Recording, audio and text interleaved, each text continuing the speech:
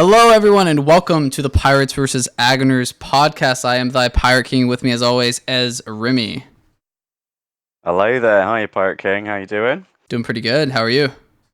Excellent. Yeah, good stuff. Yeah, absolutely. All right. So today we're gonna have to go a little bit fast for the first part, but we're gonna be discussing tournament formats and the differences and the strengths and the weaknesses of all these different formats and sort of how they work and where they work, and also a bit of our own opinions on them towards the end.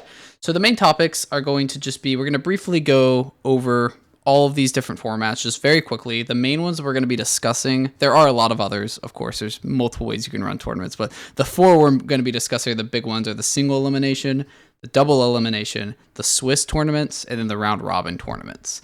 So we got a lot to cover here, so I think we should just hop on into it.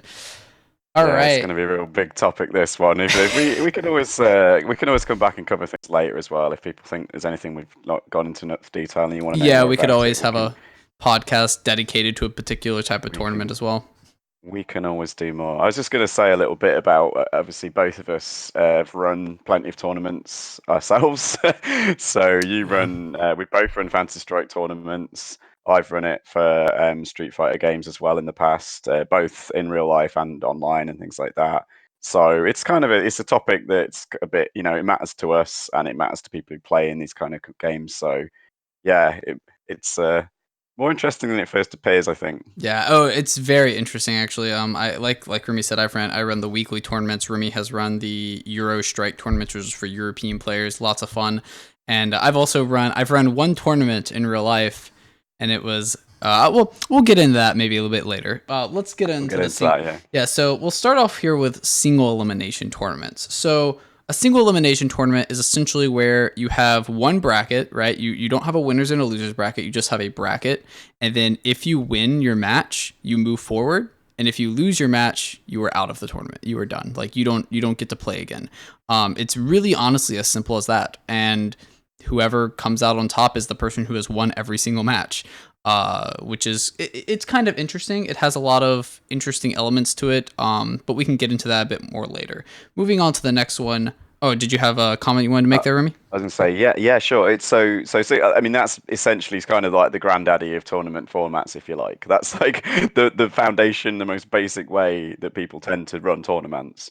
And yeah, so I mean, yeah, the other ones are kind of variations on that, and to maybe improve that, but we'll get into that. So Yeah, yeah. I think you're right. Yeah, I think a single elimination tournament, something to point out, is sort of all the other tournaments kind of stem from single elimination tournament. If you really think about it, all the other ones are sort of a variation of single elimination because all tournament structures have elimination involved within them. Well, maybe except for round robin, but again, we'll get to that when we get to round robin. Yeah. So Depends as well. So as I say, it depends as well, like what your culture is and what other things you're familiar with. But a lot of people, especially in the UK, and I would guess other parts of Europe, if you just say I'm running a tournament, that's what they assume you mean. Like single okay, elimination is the default that people think of. that's interesting. For various reasons. Yes, There's a indeed. bit of a Yeah. cultural thing involved with the tournaments as well. Very interesting. I did not know that, so I that's quite think interesting. so. Yeah, in the last sort of 10 years, I think there's become much more familiarity with different formats, but certainly like that's a relatively new thing over here. Yeah. Yeah, absolutely. All right. Well, anyways, moving on to the double elimination tournament style. So, double elimination is probably, I would argue, the closest to single elimination in all the other formats. So, double elimination is the same thing as single elimination. The only difference is now you have two brackets. You have a winner's bracket and you have a loser's bracket. And as you would think, you definitely don't want to be in the loser's bracket. So, the winners bracket, everyone starts off in the winners bracket. Everyone starts off when the tournament starts. You're in the winners bracket. And if you win your game, you move on in the winners bracket. Just like in a single elimination tournament, you would just keep moving forward and you would keep advancing in the tournament. However, if you lose in a double elimination style tournament, you're not out of the tournament as long as you lost in the winners bracket. So if you lose in the winners bracket, you get moved to the losers bracket. Now, if you lose in the losers bracket, you are out of the tournament. So an easy way to really summarize the double elimination style is that 2 losses and you're out. And Yeah. but no matter what, whether you're in the winners or the losers, you always have a chance of actually winning the tournament. You're not out after 1 loss, no matter what. You just, it's just harder the earlier you get dropped down into losers bracket, the harder it is to win because you have to play more matches. But Yeah, no, that's one of the interesting features of it. Yeah. yeah. So it's sort of Yeah. like it's single elimination with an extra chance, basically. That's Yeah. essentially what double elimination Pretty is. much covers it. Yeah. Yeah, absolutely. I did want to mention also for double elimination, just a quick little tidbit is most fighting game tournaments are double elimination style. The majority of fighting game tournaments run in double elimination style, and I would argue there is a reason for it, but we can get into that once we start discussing our opinions of these different styles. Now, here comes the Swiss tournament. So the Swiss tournament is a little interesting. Games like Magic the Gathering, and I don't know if sports games do it. I don't watch sports, but I know Magic the Gathering, like card games, they do Swiss tournaments most of the Yeah. time.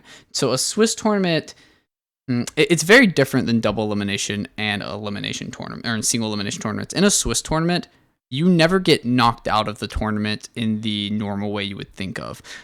So a Swiss tournament basically is a round structured tournament. For example, let's say the tournament has 4 rounds.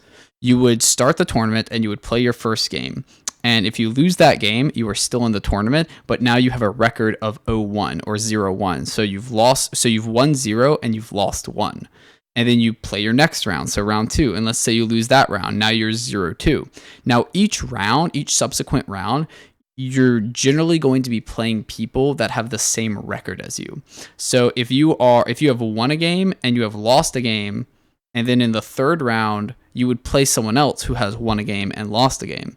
Or if you've lost 2 games, you would play someone else who has lost 2 games. And then you just keep going like this within the tournament. Now, most of the time, you can generally determine if you're going to make the cut, say top 8.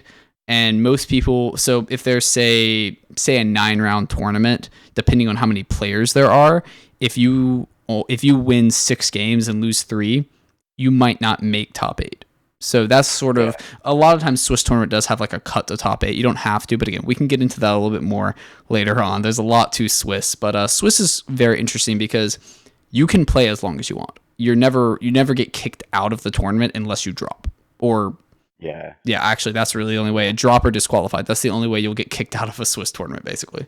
Yeah. The kind of cut off things are kind of like a mixed tournament format that we can talk about a bit later. But yeah, it's all, I like to think of it almost like a matchmaking system within the tournament as well. So like you say, Yeah. each round you play someone else with the same amount of wins and losses that you have.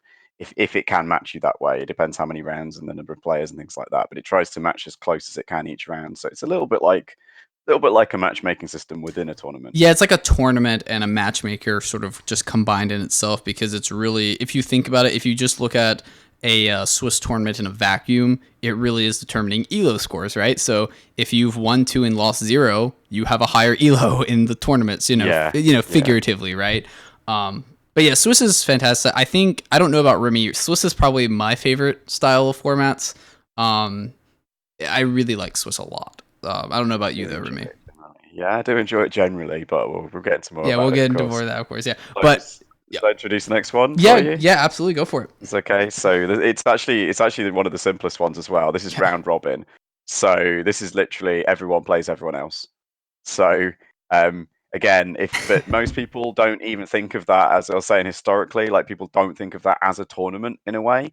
That's traditionally what people might think of as a league system, Mhm. which is sometimes how it's so. For example, English football, soccer, they play a league system, and every team plays every other team in their league. Yeah. Yeah, Overwatch League Um, does the same thing to use a yeah. gaming example as well. Good example. Yeah. And sometimes you play them twice as well. So you can even do a double round robin essentially. Um, so that's a very simple format. Sometimes you can sort of do a thing where it tries to match make you with Swiss, but it's not relevant because you're going to play everyone anyway. So Mhm. yeah, essentially, yeah. I mean that's it. It's one of the oldest styles as well. Yep, Like single elimination and round robin are the 2 basic formats. Yep, in round robin, you play everyone at least once. Very quick, or maybe not quick, but very, very simple to know how to do it. And it not being quick is maybe why it's not always used, perhaps. But we'll get into that. But anyways, that's how all the tournaments are basically structured. How all these 4 different types are structured. All of them have their different strengths and weaknesses. Some are better, some are worse. Some are better in different situations, some are worse in different situations, which is kind of interesting about it all. Yeah, like Remy was saying, I think the simplest is single elimination. The second simplest is probably round robin. The third is double elimination, probably being the simple. Oh, double elimination might also be as simple as single. It's debatable. And then I think Swiss is the most complicated if you don't know what it is. Once you know what it Yeah. is, it's very easy. It's very easy. Like I know exactly how Swiss works, but some people, Mhm. if you really don't know what it is, especially if you've been in the fighting game community for a while, where it's mainly double elimination, it might be, wait a second, I'm still in the tournament. you know? Yeah. It's like you said, it's the cultural thing, and what other games you've played and what your expectation is. We will put some links as well on the video and the podcast. So yeah, because there's a lot we could cover these formats in a Each lot more tournament depth. But format could have its own yeah, podcast. I mean, there's so much yeah, to go over. essentially, Yeah. there's a fair amount you can talk about, but we'll drop some good links in there. So if you want to read into more of the details. So yeah, no, you're getting into which one's easier to run and understand. So I think, yeah, like you said, the easiest to understand for players is the round robin or the single elimination.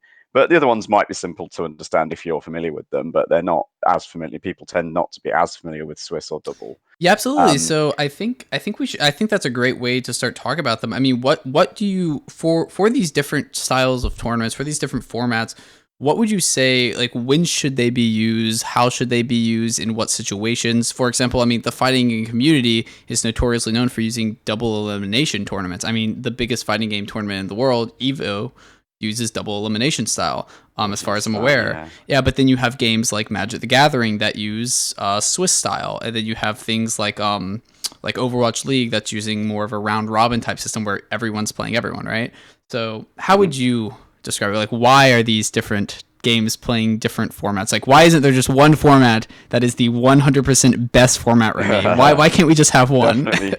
Why can't we just have one? I think they all have their strengths and weaknesses basically, and that's what it comes down to. And it comes down to the amount of time you have, the amount of setups you have, um, the the technology you're running it on as well. Because one of the things with the complexity of these things is these days it's very easy to find software that determines the matchups for you and determines the brackets or the pairing when it comes to Swiss, and even the pairing in round robin as well. Whereas those sort of things, certainly in the past, if you were running it without software, without access to a phone or a laptop or whatever, that will definitely change which one is practical to do as well. And sometimes it's just practicality. hmm Yeah, Um, I think the thing that you mentioned about setups is actually a very important aspect. So I would argue that one of the reasons why fighting games generally use double elimination is because, well, first we have to answer the question, why don't they use single elimination?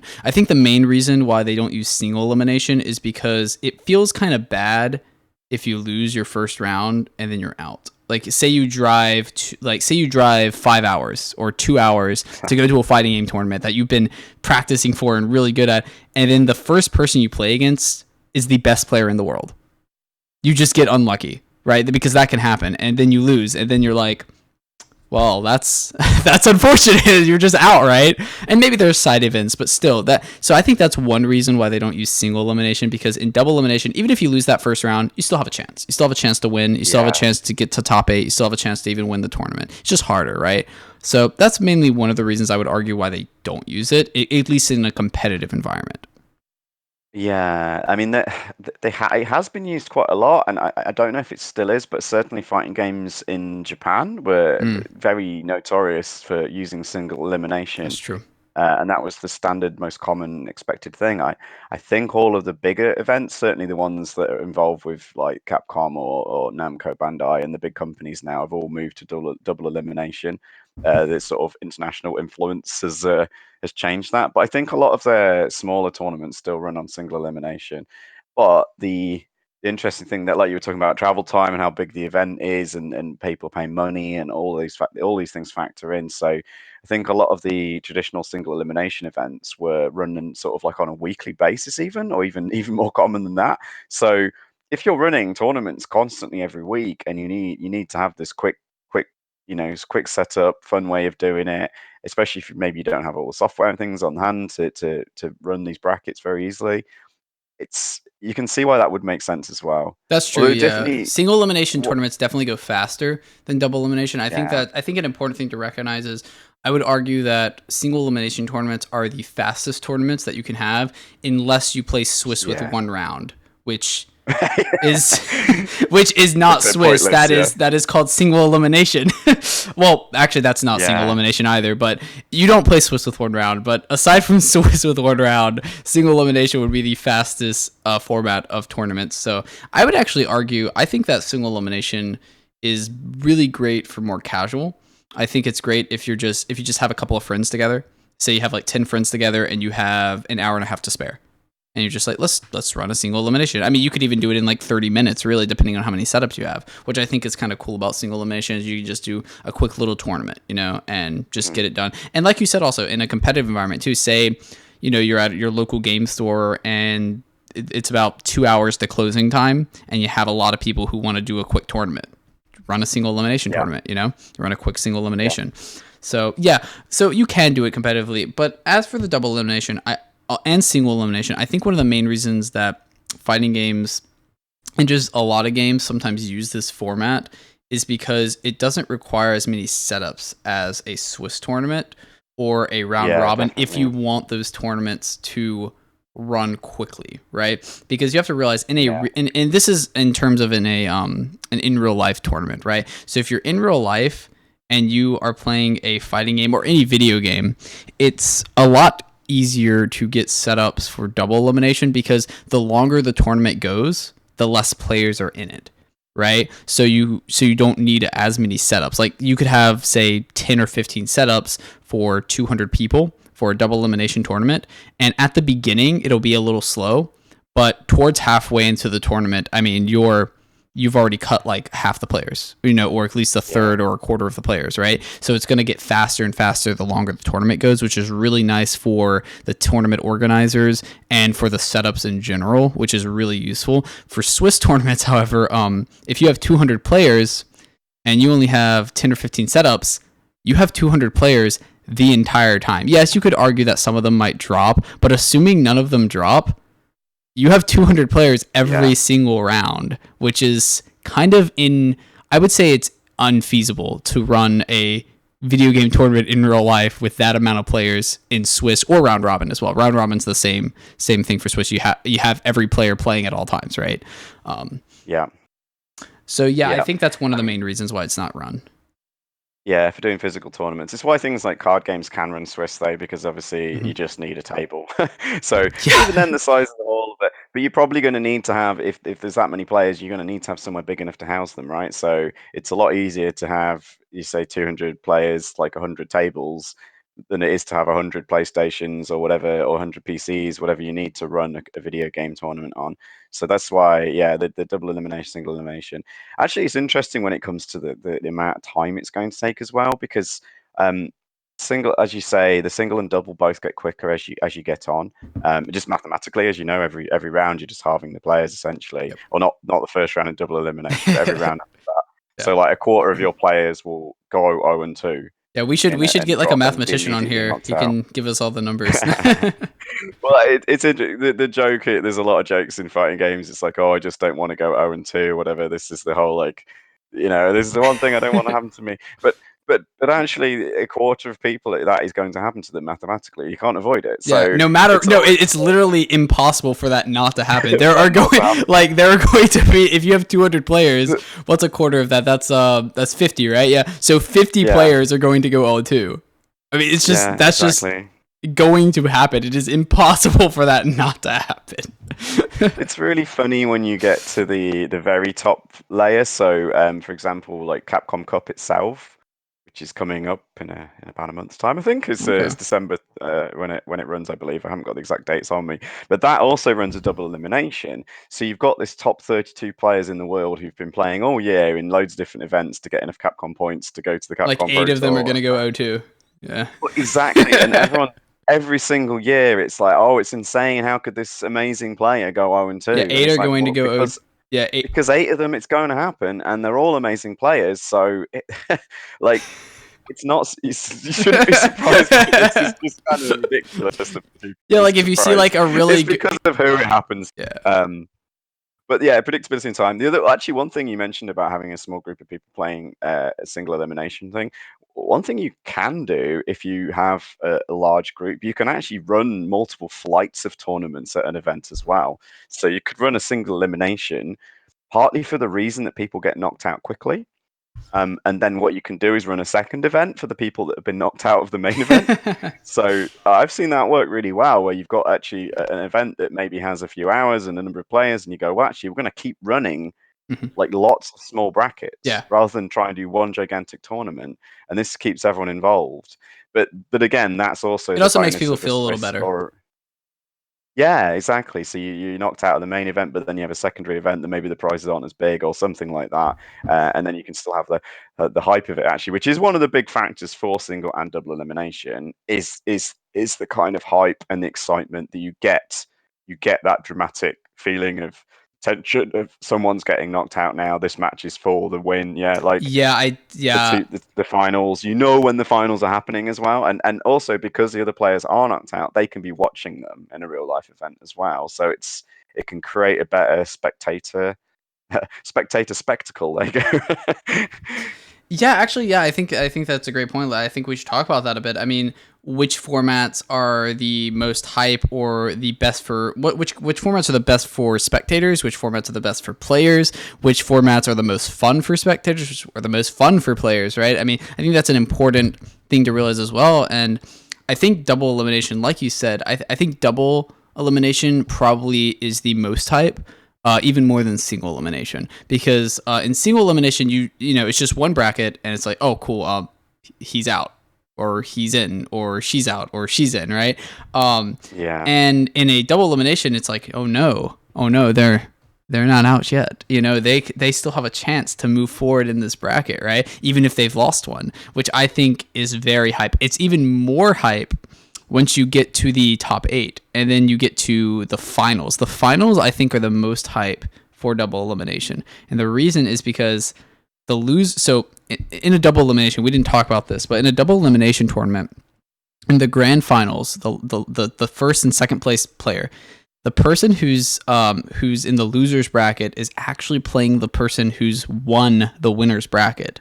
So those two players are playing, and the only way that the loser bracket player, can actually win the tournament is he has to beat the winner bracket player twice, because he has to beat them once to reset the bracket and put the winner into losers bracket, and then he has to beat yeah, him they're both in again. losers bracket. Yeah, Exactly. So it's this really, really hype moment. I believe there was a moment in it was at Evo, I want to say 2017, maybe 2018. It's been a while since this happened, but I believe it was, oh man, I think it was Tokido versus Sonic Fox.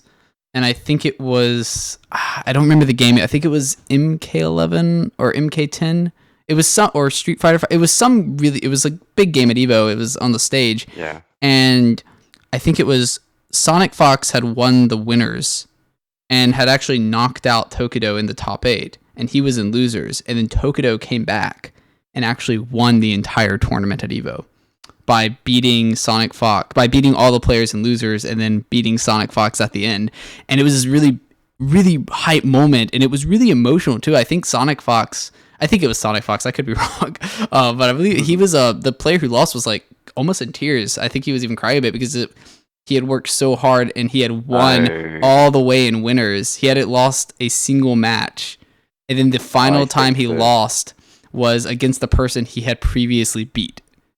So yeah, you think you're talking about Punk versus Tokido. Yeah, thank you. Yeah, Punk so versus Tokido, yeah, not that would not be it. Sonic Fox. Apologies. Yeah. Yeah, I know. I remember that match well, actually. Then, yeah, so I know exactly which one you're talking about. That was in Street Fighter Five. Yeah, Yes. so Yes. it's hype when that does happen, and a lot of people enjoy that idea. But sometimes it can go the other way, Mm. and it almost becomes so in some games, like the winner having to win twice against the player who's uh early, who's the winner of the winners bracket. That can almost seem an insurmountable challenge. It's just hard. because time and things like that. And sometimes double elimination sometimes varies how it does the grand finals. Actually, I've seen it where they don't have the concept the loser has to win twice. They just reset and just go right. This is the grand Mm, finals. You play, that's and it's interesting. one off. Or sometimes if it's like a game with a best of five or something like that, the person in the winners bracket will start with a small lead. So it'd be like a best of five, but you've got one win already before we even start. Mm, To just to give the winner of the winners bracket deserves some advantage.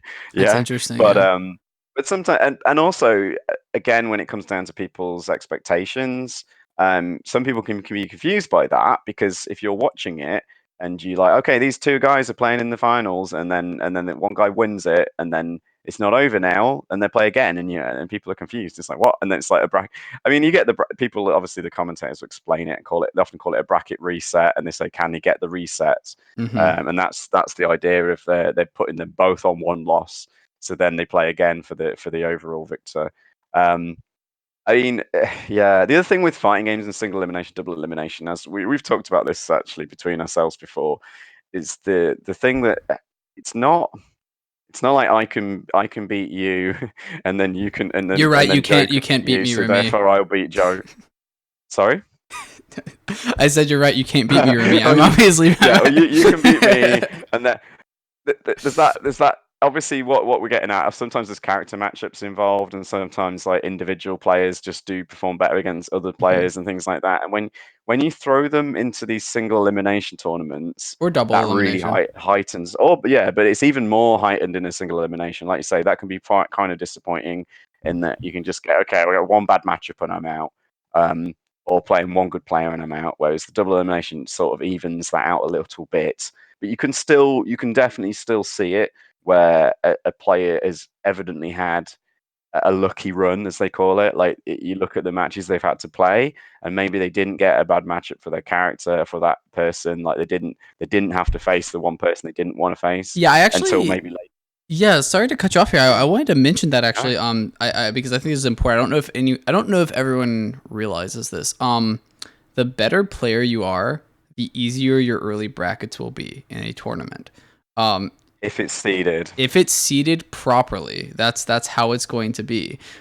Because generally speaking, in a tournament that's being live streamed or commented on, you don't want the best players playing each other at the beginning because then you don't get to spectate it, right? So yeah. generally speaking, say you have the best player in the world and you have the worst player in the world. The worst player in the world has a higher chance of playing good players than the best player in the world, which it sounds really mean, but but tournament organizers who are actually commentating these things and have streams, they have to do this because it is a business for them, right? And they have to make sure that they're not going to have, the best player in the world in top 8 versus the worst player in the world in top 8 because that worst player in the world got to play even matches the whole time, right?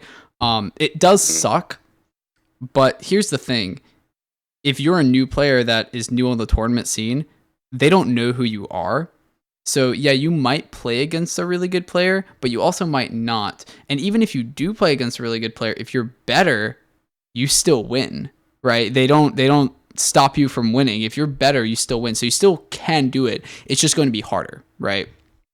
Yeah, definitely. And so I mean that's the whole thing about seeding. I mean any of these formats could be seeded, but it won't matter as much. It certainly won't matter at all in round robin. It's irrelevant because everyone plays everyone. And in Swiss, it probably won't matter, but you might do some seeding on Swiss depending Yeah, on the number of Swiss is a rounds little you're bit going of to a run. mix between like seeding with double elimination versus round robin, right? Because with Swiss, it's like you can do a little bit of seeding, but it's not going to matter as much after the first round, and after the second, like Mm, the longer the rounds go, the less the seeding matters. But double yeah, yeah. elimination and single elimination seeding is extremely important. I've heard some people argue just randomize it, and yeah, you could randomize it if it's not a tournament that's being streamed, right? If it's just a normal tournament, yeah, it doesn't matter as much. But even if it is a normal tournament, if there's prizes on the line, I would highly suggest not randomizing it because those really good players are going to feel really bad if the best player in the world plays the second best player in the world the first match, Yeah. and then the second best player in the world plays the fourth best player in the world in the losers bracket. Like that's not going to be good for them, right? Because then you have the best four players in the world, two of the best players in the world are already in losers bracket, and one of them is gone. Yeah. That's not good for them. That's not. No. It's really bad. You know.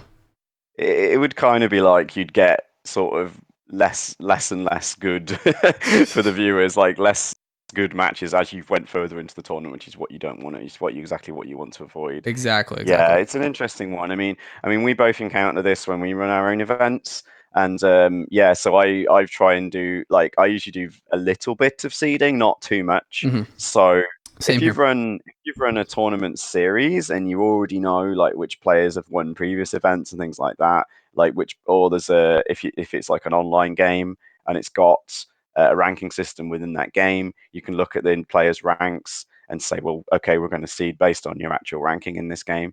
Um, which again, some players may or may not have dedicated enough time, but it's like, especially you could announce that even if it was a professional thing, and this gets very important. I mean, you do get a lot of controversy about seeding, because you also get into issues of like, okay, but we don't want, say, players from the same area to play each other, like in the early brackets because they play each other all the time. Hmm. So you sometimes get local tournament organizers that do some things with seeding to try and avoid like all the local players all playing each other. You also So have like it's like the idea notable. is, Yeah.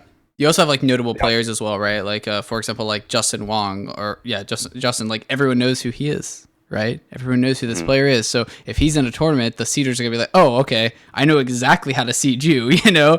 But if you get Mr. Rogers playing. That's a very bad example because people know who Mr. Rogers is as well. If you get myself playing, right? If I go to a random tournament, people might not know who I am in terms of my skill, especially since I mainly organize tournaments rather than play in them, right? So they're not going to know how to mhm. seed me, or if you get Billy Bob over here, no one knows who Billy Bob is. I mean, you might know who Billy Bob is, but the organizers don't know who Billy Bob is, so they're not going to know how to seed him properly, right? So yeah, it's kind of interesting how the seeding works, and like from organizing Yeah, tournaments myself, the one I ran in real life, I didn't know any of the players, so it was random. I just yeah, completely yeah, randomized it. I think I may have seeded two or three of them that I had talked to previously and seen them play and knew that they were like the best players there.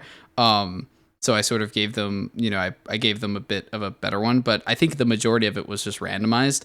But in my weekly tournaments, I actually have a lot of data to work with because yeah, I've run 12 of them. So I know generally how all the players are, and also Challenge itself has a default seeding based on how they've done in my previous tournaments. So I get a really easy time with I just go with the Challenge seeding, and then I fix a few things here and there where I know it messed up. You know. yeah. No, that's a good way to do it. Again, this is a lot easier if you've got software to run it. Um, Particularly if you didn't know anything about the players or you don't have any software, then say random's probably the easiest way to go. Um, it can, like you said, it depends on what you want out of your event. Certainly, if you like you say if you're streaming it and you want that hype and you know like certain big name players or publicly known people, you do want to use that kind of seeding system. But it can be seen as a bit unfair because if you get exactly the situation you described with a single elimination. It's like, well, I'm driving hours to this event or paying a lot of money to get there, and then you get versus one, or in the double elimination case, the two of the best players in the world, round one and round two.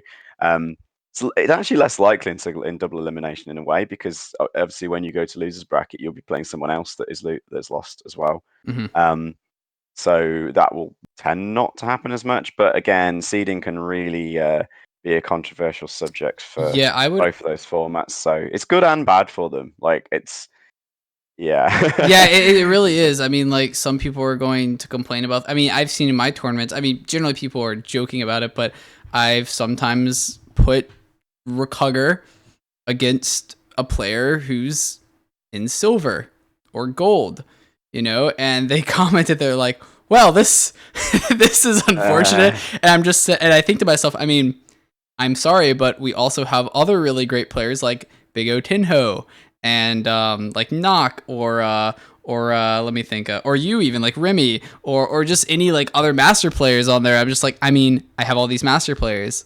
I can't put them against each other in the first round, you know? Yeah, you don't want to see that, and it's not as good for the stream and the Yeah. matches either. So And like the I tournament feel always so practice. bad because I'm just like, man, I feel bad for putting a gold player against Rookhugger or like a newer gold Yeah, player because it's like, I mean, I know that Rookhugger is probably going to win.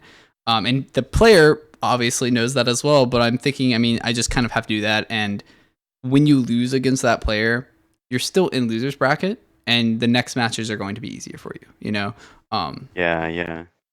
It comes down to the goal of the tournament as well, because at both these elimination style tournaments, you're just after finding out who is the best player on the day, right? mhm. You're not actually, in some ways, you're not trying to make the absolute best experience for every player, because It's it's inherently it's biased.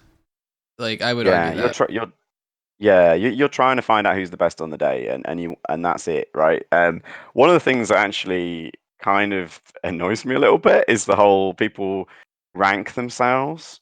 So even the phrase top eight isn't really strictly accurate. Mm. Like, I will definitely use it myself because everyone's familiar with that term. But when I kind of catch myself, I actually often say the final eight or the last eight, You don't like and using meaning top eight.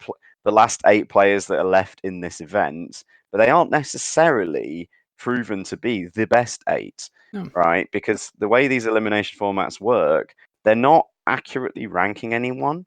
Um, I joked. I think one of the events I went to where I did make the top eight, as it were.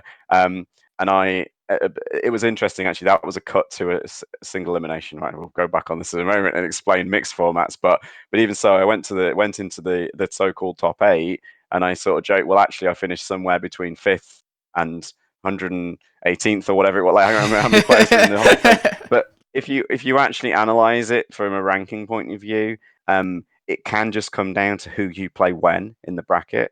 Yeah. Yeah. So this happens again, talking about the Capcom Cup example, and oh, like how did this guy come home in two? And they don't really rank them for that. And then, but you'll see frequently in a big bracket, you'll often see these upsets, and you'll see like a good player only makes 17th or something like that, and you're like, how the heck did this guy only get 17th? He like won the last event. And it often just comes down to that bracket and that seeding and the randomization of when they've played, when they face, who they face. Yeah. Yeah, again, this goes back Um, to what I was saying, how if aside from, pro tournaments that are like invitationals and stuff, aside from those and big tournaments like Evo and whatnot, I mean, like I said, seeding is biased towards better players. The better you are, mhm. the more well you perform in different tournaments, the better your seeds are going to be. The better chance you will have to get that top 8 slot because they're going to match you up. Like, I mean, yeah, don't get me wrong, you still have to be very good at the game because even if you get even if your first few matches are easier, the longer the tournament goes on, the harder they're going to get, even before top 8. Because say you're playing against newer players that, aren't that great, you're going to win those first ones, but there are still going to be those players that you've never met before that are also winning all of their matches, which means they're also good, right? Yeah. So, but it definitely is biased towards better players. So this, I Yeah. think this is the bad part about it because it's really the Well, mentality of quote get good, right? Because the better you are, the better your seeds are going to be. You know?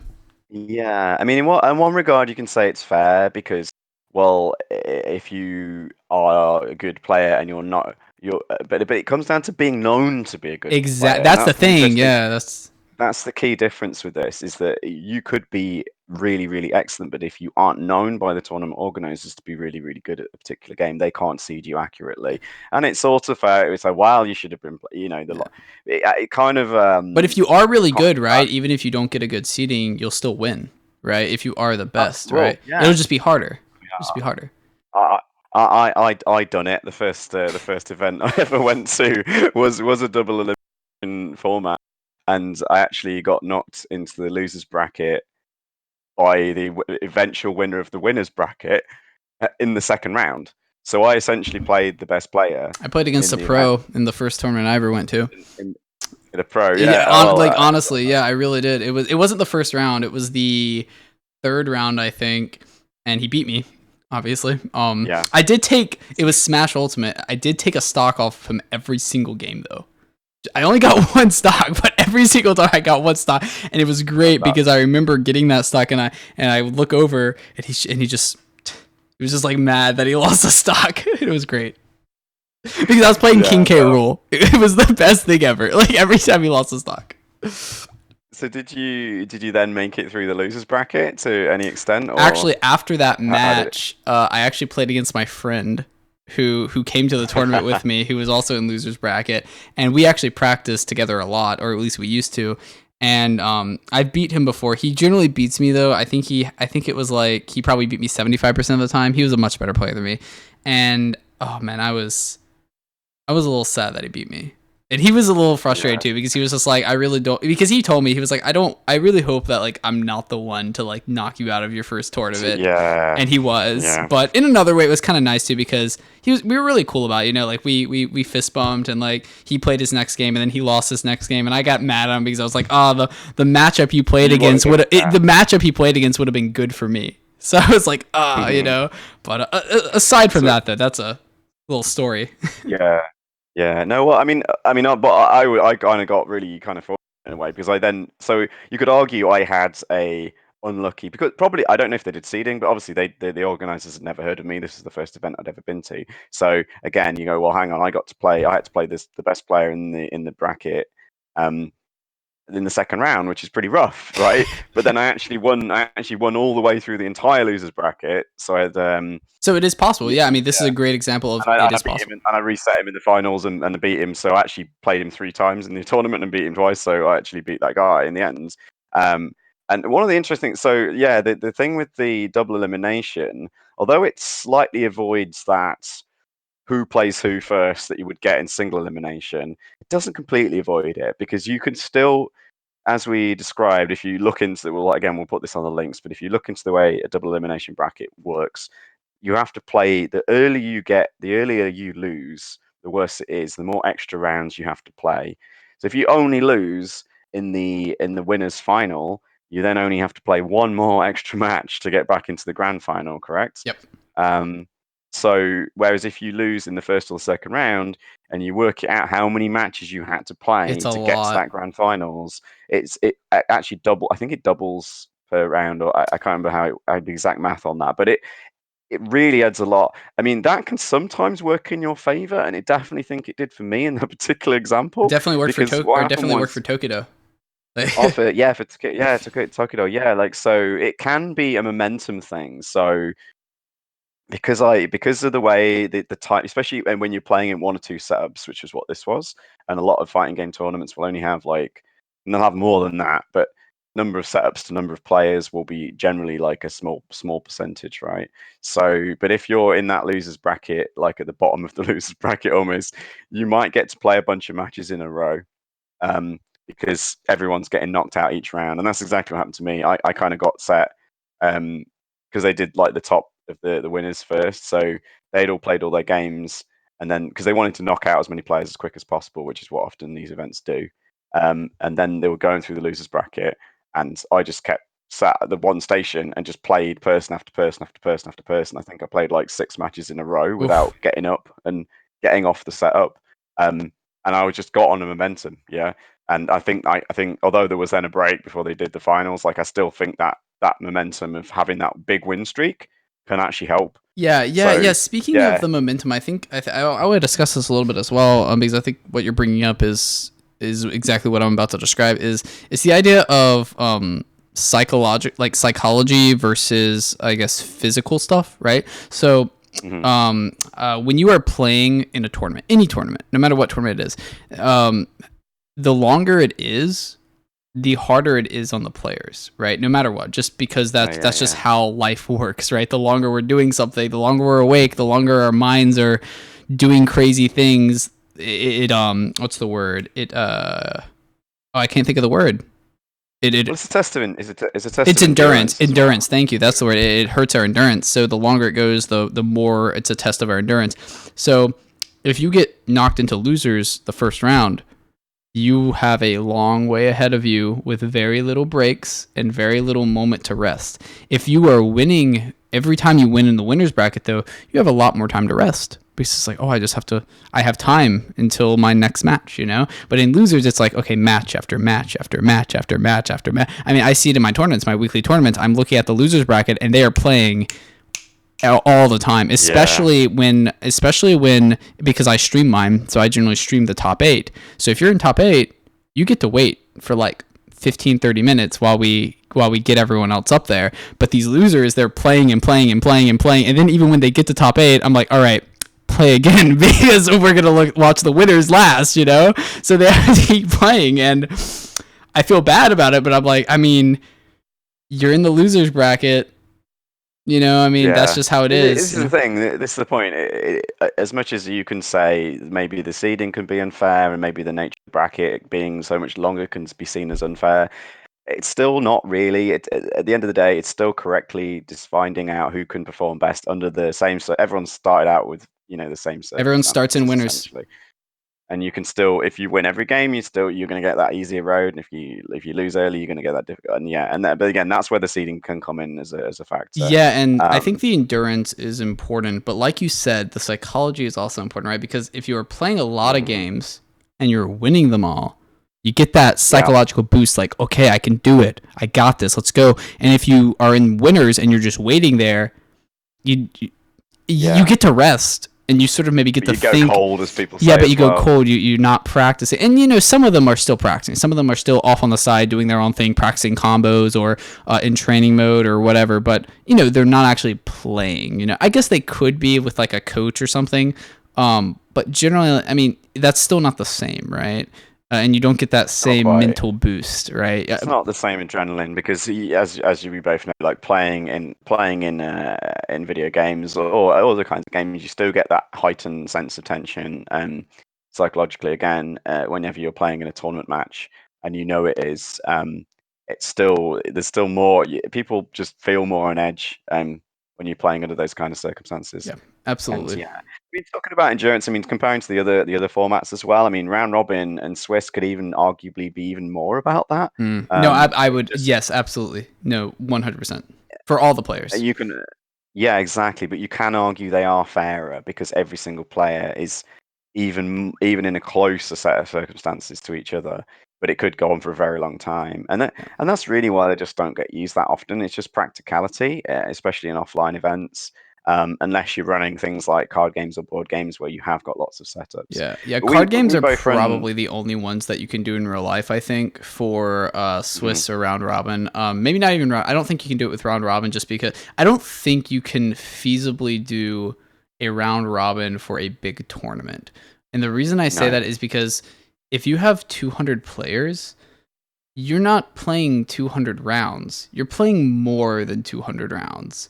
And it multiplies out. Yeah, I think it's. I want to say it's a factorial. I think actually. Mm-hmm. So you're not. Sure. So yeah, I think it's a factorial. Correct me if I'm wrong, but I think it's a factorial. So if you have 200 players, you're playing 200 factorial rounds, which is, if you don't know what a factorial is, it's 1 plus 2 plus 3 plus 4 plus 5 all the way to 200. It's a lot, guys. It's really, it's unfeasible. It's completely unfeasible with big tournaments. Round robin, the only times I've done that is around about maybe 6 players. It's once you get with about 6 players. I would like to say though, you mentioned the idea of fairness and which of these styles are most fair. And I'd like to discuss that a bit because in my view, I'll just give a list of what I think are the most fair. I think that the most fair style of tournament is round robin. That is the most fair because everyone plays everyone, and whoever has the most wins is the winner, right? Or the least losses, or however you. But everyone's playing everyone. It is the round robin is the best way of determining skill. It is the best way of knowing who is the 100% best player in the world. If you take everyone and do a round robin, you know who the best player is now. Like, without a doubt, which is great. So it's the most fair. However, it's unfeasible for big tournaments, and no tournament organizer is going to say, let's get all the players in the world and do round robin. because I don't think there's enough time to do that, you know. I But yeah, so just I think that's the most fair. I think Swiss is probably either Swiss. I think it's a tie between Swiss and double for being the second most fair. I think you can argue both of them being fair in their own both of way. them have aspects. Yeah, and then Yeah, single I think is yeah. actually the least fair because you don't have a chance to win if you lose. You know, It can be. Yeah, I mean, with the, as I say, round robin is tends to get used as leagues, both in sports that's true. and in esports. Yeah, it doesn't tend to be for that one day kind of event, which is why people don't really see it as a tournament in the same light. Um, but I mean, even then, you can sometimes get arguments about who plays who when and on what, especially on a league if it goes on for a long time. It's like on what day, under what conditions. Obviously, in physical sports, you might have different weather conditions and players who have got physical injuries and things like that can affect it. But even if you did it in a video game one, like that endurance thing, it could be like you could it could be seen as more difficult to play in the 10th round of a round robin than playing someone in the first round. You could Yeah. be different. It's a different test in some ways, and some players might be stronger or better at that. And when you play, so you go, well, but everyone plays everyone else, right? But yeah, but if you play the best player in round one, when you're fully energized, you've just drank your coffee or whatever, got your kind of Red Bull ready. Like, whereas if you by the end of the tournament you're hungry and you need to go to the bathroom or something, and then you've got to play the best player, like that could impact the effects. So, but you can never fix everything. Like, you're never going to get a perfect system. And I say, Yeah. definitely would agree with you. I would definitely agree with you overall on which works out as the fairest way of doing these things. I also would like to mention what you said about the leagues. Yeah, I think the only way you can really feasibly do round robin for big tournaments is with a league. You can't do it Yeah, in one day. You have to spread it out no, across multiple days, which is what the Overwatch League does. For example, everyone's playing everyone, but it's not the same day, right? It's over the course of months actually, and you yeah, actually really get interesting results. I just wanted to mention this. In in the Overwatch League, it's the first like gaming esports league, I believe. I could be wrong, but I think it's the first one where they had a team not win a single like full match the entire season. It was Shanghai Dragons. Now they've won. Now they're winning. Now they have a lot different players on their team now, but they right. lost. I think they were 0-14 or 0-15 or something. It was it was so bad. I mean, there were people in the crowds, but this is also a hype moment, right? Because you get these teams like that have lost everything, and everyone in the crowd, even the people who had signs for like their team, they were rooting for the Shanghai Dragons because they wanted to see them get a win, you know? It's a Um, very British thing, that we're supporting the underdog. yeah, very un-American. I have to admit. Americans don't do that usually. Yeah, Usually, Americans are no, just not like, top yeah, you've lost all your front games. runners. Go away. We don't want you. Yeah, Yeah, but no, yeah, yeah. round Well, robin I is say, interesting for leagues. well, that this discussion of kind of the hype of these things. One of the disadvantages that you can get in both Swiss and round robin that you don't get in those elimination formats is so-called lame duck matches.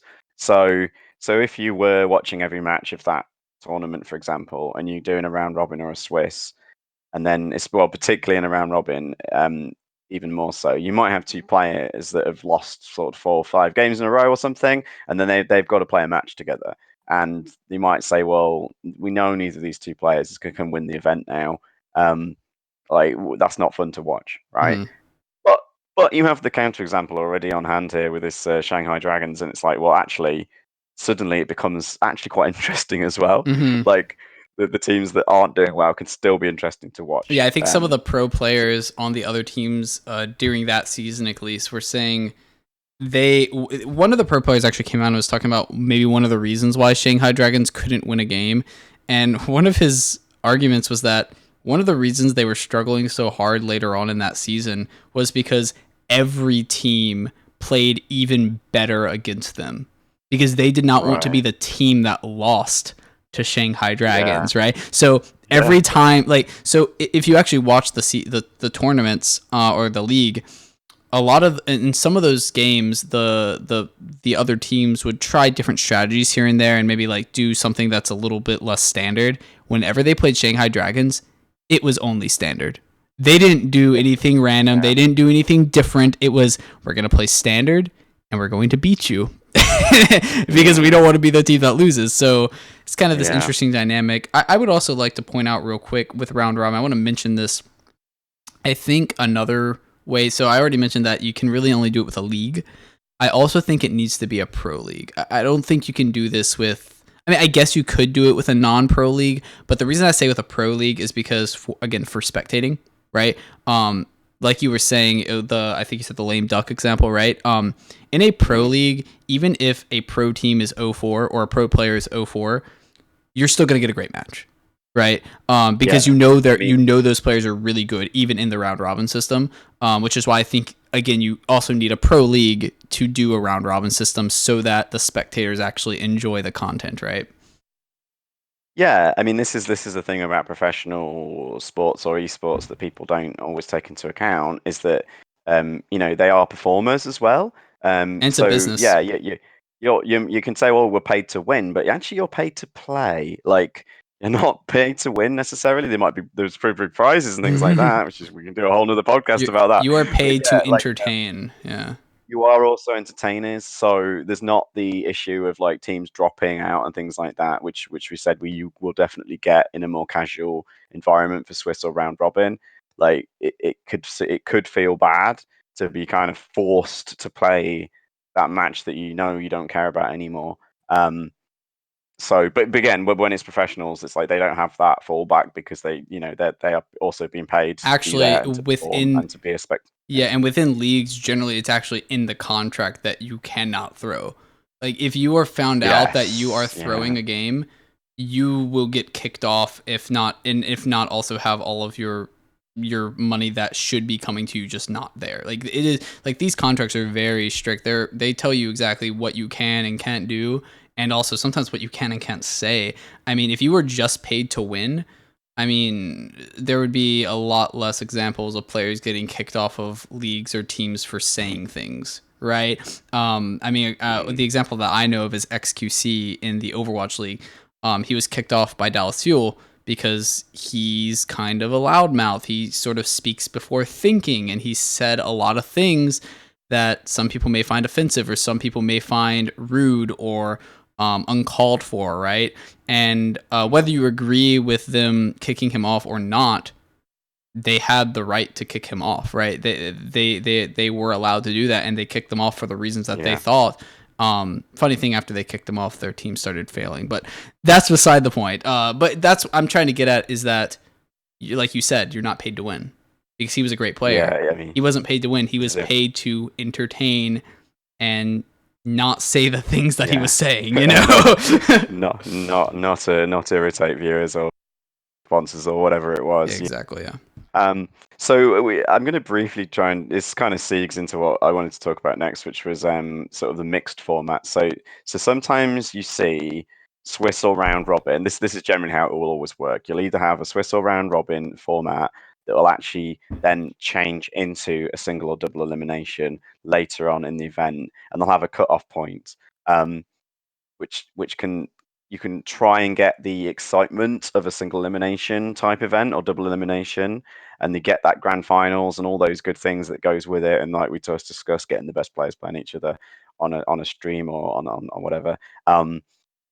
There is some downsides to doing this though, and one of the things that it can cause is what's called as a kingmaker situation, where you can have a team that essentially cannot make that cut-off point. So say you had what classically happens in Magic the Gathering tournaments is you have a Swiss tournament with a cut to a top eight. Yeah.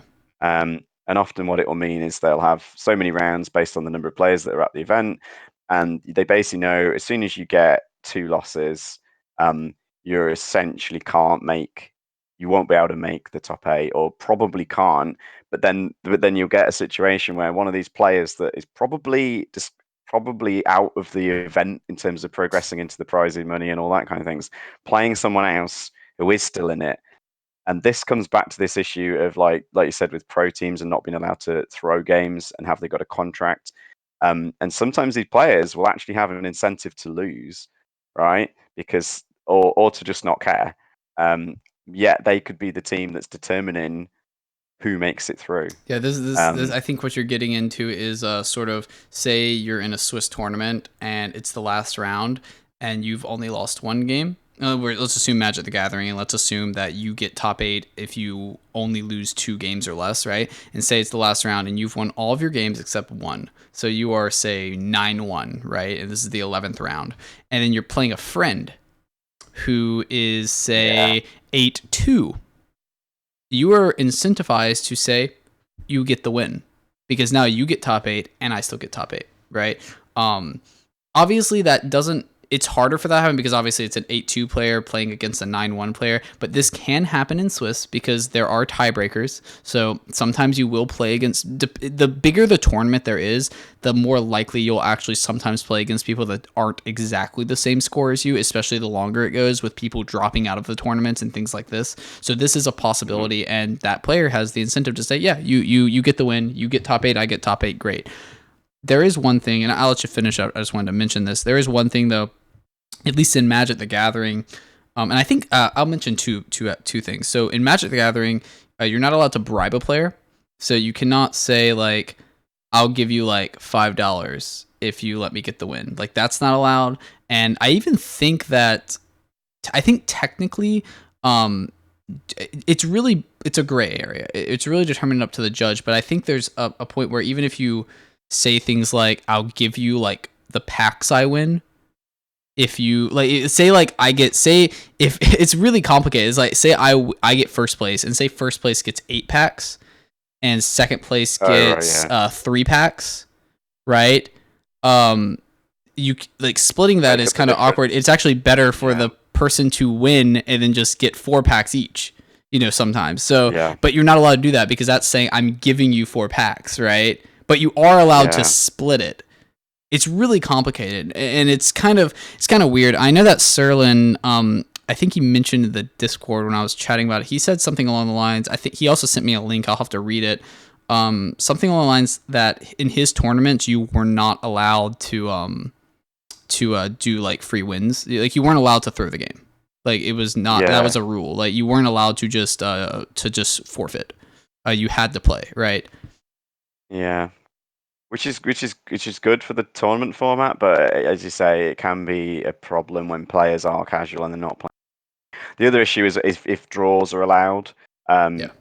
That's another Swiss, huge thing. Yeah, just that opens a whole more likely these situations happen, and you get this concept of drawing into top 8. So you actually might have 2 players who are playing a match, and because it's going to switch from Swiss to single elimination after that match, they both want to draw, because then they guarantee themselves to progress into the tournament. Whereas if they play the match and one of them wins, it might knock out one or both of them. Yeah. Yeah, that's another thing. I think with Sterling, you weren't allowed to do there's draws. Like, you couldn't no. just get a draw. You had to play. The cleanest way to do it is just do proper Swiss. Just do pure Swiss and actually have the prize pools or whatever ranked all the way down equally. So there's not this concept of suddenly a cut to top 8. That's where all the problems come in when you try and mix these formats. Right? If you do pure Swiss, you don't really have these problems, basically. And the same thing, and obviously round robin, as we said, practically you can't do it.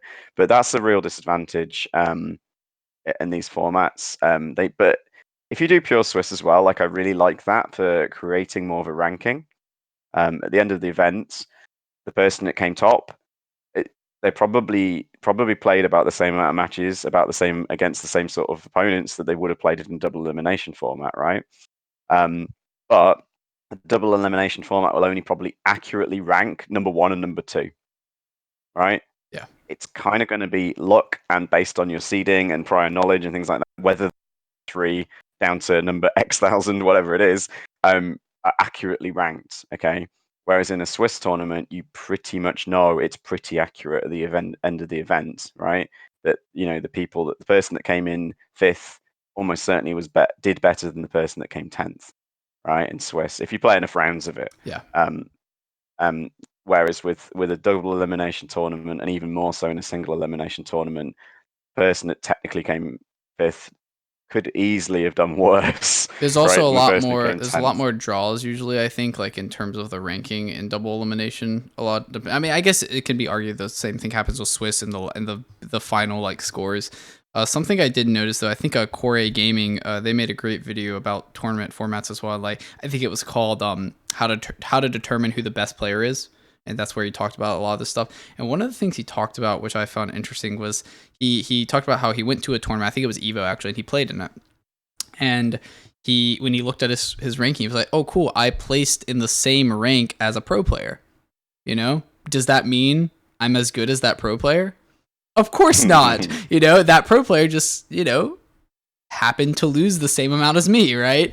Or lose at the Yeah, same time as me, right? In the same yeah. round. And it's kind of this interesting thing because then when he said that, he was like, I also placed, 527th with 100 other players. So is it really 527th? It's kind of Yeah, this it's interesting they're thing. just not good. They're just not good for ranking, and I actually sort of wish that uh, players and organizers and things didn't really look at it that way. Like even the way, again, we're not going to get into prize structures and things like that today because it's going to be too much to talk about. But yeah, when even when it comes to prize structures and things like that, it can be a little bit iffy on how it works in elimination tournaments, right? So if you want to do that better, I think Swiss is a great way to go.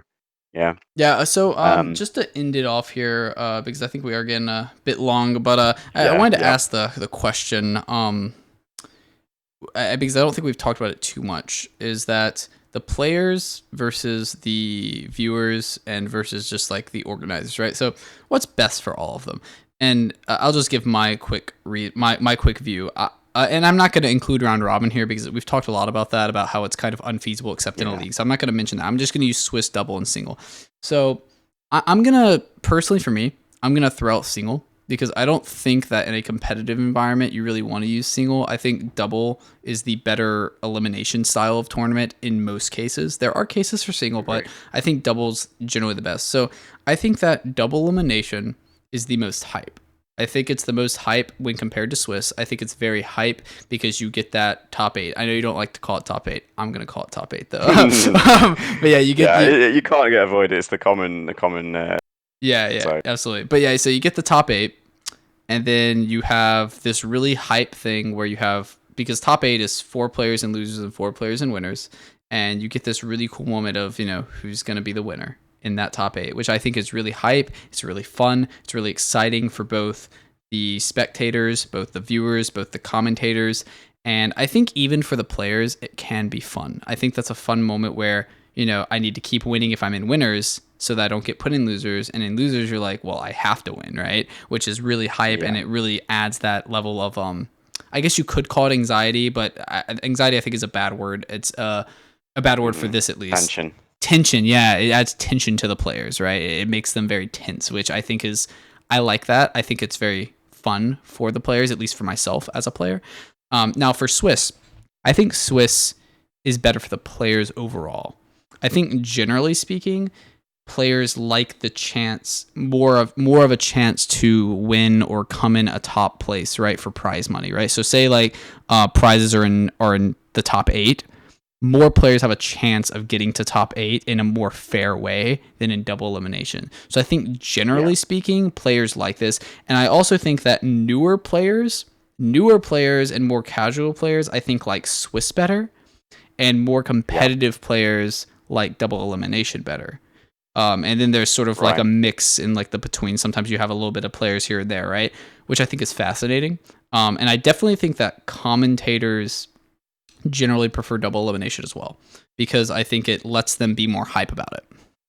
Well, yeah, you know when the biggest matches are going to occur, whereas in Swiss it's a little bit more fuzzy. Exactly. Like Swiss can be nice for predictability actually, because you can set the amount of rounds at the start of the tournament, which may enable you to very accurately predict how long it will take, Yeah. Yeah. The longer which is a the nice yeah, thing. absolutely.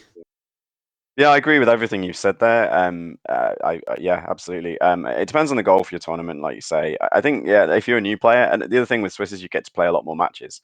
So that problem we talked about of driving a long way or paying money, and you go to the event. If you play, yeah, like you say, you be in the tournament, there might be side tournaments or extra tournaments running, like we talked about. But with Swiss, like you get to have a lot more experience playing in the real thing, right? The real tense tournament format, and I really like that about it. The main reason it's probably not done more, like I say, is for the streaming element, or just general spectating element. Because everyone's in, you don't get this nice crowd of people that aren't in the tournament anymore who've turned up to the event to watch, right? Um, so you're kind of constantly playing, and also the practicality of having how many setups you have. But it is really nice for players, I believe. And one thing we've both done with online video game events. You can definitely run Swiss Whilst online.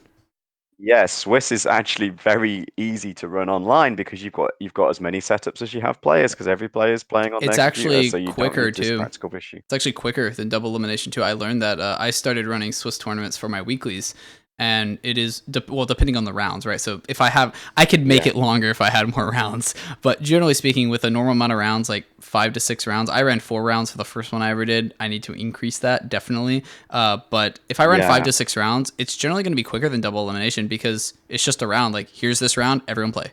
Next round, everyone play. yes, Next round, everyone play. And I don't yeah, have to worry about dropping people. I don't have to worry about any of that. It's just they play, and if they don't play, it's just like as quick. It's as quick as just a simple button click, and then it goes to the next round, which is fantastic. It's super fast, super streamlined.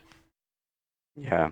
You probably, if you do the minimum amount of rounds of Swiss needed to find a winner, though, you have essentially just made it a single elimination tournament. Um, so with all the disadvantages that entails, it's just that Shh, then shh, everyone else still got to carry on don't playing. let don't let So them know, Remy. They can't know that it's really a single elimination tournament, Remy. They that's why the best examples of Swiss that we were generally assuming, as we've discussed it today, is when you have extra rounds, right? So it's not the minimum amount of rounds needed to find one person with the perfect record. So what we're talking about there is, say, if you knew that after 4 rounds, someone's won all 4 games, right? Um, do they still have to play people that maybe have lost a game? Mhm. And in a normal Swiss format where you're playing a lot more rounds than necessary, yes, they will. And so someone who's lost a game, or maybe even 2 games, right, they still get a chance to beat that person, and that's why it becomes fairer in quotes Yeah, than double elimination, yeah, you actually right? get this thing because I used to play a ton of Magic the Gathering competitively. I wasn't very good, but I did play a lot of it competitively just because I enjoyed it. It was fun to do. I mean, I did fairly well every now and then, but I was never in pro. I never top eight a Grand Prix. But something that would happen is that when you would play in like longer tournaments, so generally a GP like a Grand Prix would have about 8 to 11 rounds. It depended on the amount of players, but usually 8 to 11 rounds. 11 was the high end, 8 was the low end, 9 was probably the average. So 9 rounds, and you would go to the GP, and you would get there at like 10 a.m. and it would end at like 8 to 9 p.m. and it was a blast to do it, but it was a long process. But something you would do is after the first, say, 3 to 4 rounds, when you play against your opponent, there would always, at least for myself, a lot of times you would ask, "What's your record?" Like because it's like, because say I had a draw, right? Say I'm 2-1-1, right? Then it's like, okay, what's your record? Are you 3, or are you 4-0, or are you Mm, 2-2? Like, did I get paired up yeah, or did I get paired down? Like, where am yeah, I at? You're trying to figure out, because I don't know why they don't do this, but for some reason, Wizards of the Coast, when they're running these big tournaments, don't show you where your rank is and the tournament, which I think is the dumbest thing ever. I think the players should be allowed to know where they're placed at. That's just my well, opinion, some of though. that, yeah, some of that, because if they are doing that cut to Oh, that's top 8 or true. whatever, That's true. the issue is they want, so again, these kind of things, the more information the players have, the easier it is for potential cheating, as it That's were, true. to occur. This is actually another interesting thing with doing it online.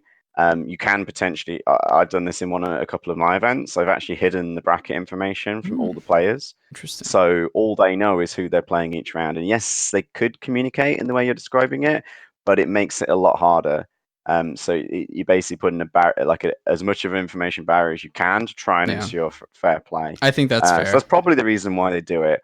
But yeah, but again, if you run pure Swiss, it won't matter anyway, because you'll still, the person who wins the most and loses the least is still going to win at the end. Exactly, exactly. It becomes complex if you have the case of draws, but In yeah, fighting games, I that think doesn't matter though, right? Because you can't have a draw in a no, fighting game, which is can't have a fantastic. draw. So No, that's great. That's the way you want it to be for these formats to all work the best. I mean, I think, I mean, to summarize it from my point of view, we said like, why can't it's because each of these formats has its good sides and its upsides, its downsides, and you've really got to choose. It's up to the tournament organizer for each Yeah. type of event and each type of audience and each type of game, of what they want to do, how many events they can run over the course of the year or the week or whatever. Like so, yeah, they've all got their strong points Yeah. basically, and they've all got their weaknesses. Yeah, the way that Use what's I'm starting to do mine actually are I'm going so every week, each week I'm going to be doing Swiss tournaments most likely from now on, and then the end of the month tournament that has a prize pool is double elimination.